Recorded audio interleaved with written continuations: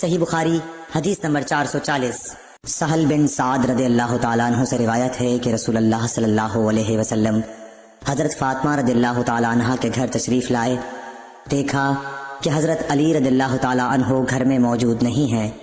आपने दरियाफ़्त फरमाया कि तुम्हारे चचा के बेटे कहाँ हैं? उन्होंने बताया कि मेरे और उनके दरमियान कुछ नागवारी पेश आ गई और वो मुझ पर खफा होकर कहीं बाहर चले गए हैं और मेरे यहाँ कैलूला भी नहीं किया है।